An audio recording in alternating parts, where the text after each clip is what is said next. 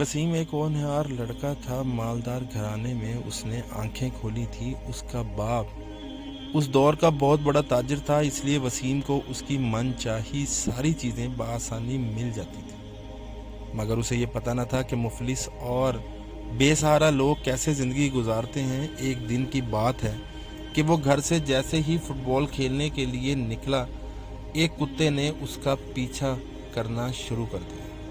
اس نے زور کی دوڑ لگائی، مگر کتے سے تیز تو نہیں دوڑ سکتا تھا۔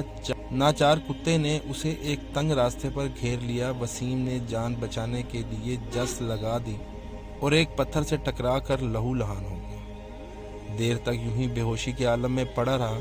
جب اس نے اپنی آنکھیں کھولی تو اس نے اپنے روبرو اپنی ہی عمر کا ایک لڑکا دیکھا، اور اس لڑکے کی ماں میرے زخم پر مرہم پٹی کر رہی تھی۔ انہوں نے مجھے کتے کے چنگل سے بچایا اور زخم کی صفائی کے لیے اپنے گھر لے کر چلے گئے۔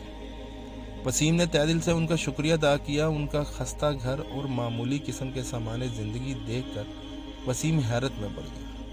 جب کھانے کا وقت آیا تو ان کا کھانا دیکھ کر اسے وحشت ہونے لگی اور ایک لقمہ بھی اس کے حلق سے نیچے نہ اتر سکا۔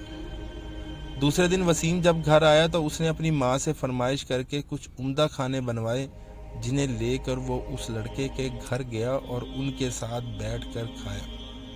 اب اسے محسوس ہوا کہ جیسے کچھ کھا رہا ہے، پھر جلد ہی وہ آپس میں ایک دوسرے کے گہرے دوست۔ اس واقعے سے ہمیں معلوم ہوتا ہے کہ ہمیں اپنے پڑوسیوں کا خیال رکھنا چاہیے۔ ایسا نہیں ہونا چاہیے کہ ہم تو پیٹ بھر کر سو جائیں اور ہمارے پڑوسی جو ہیں وہ بھوکے رہیں۔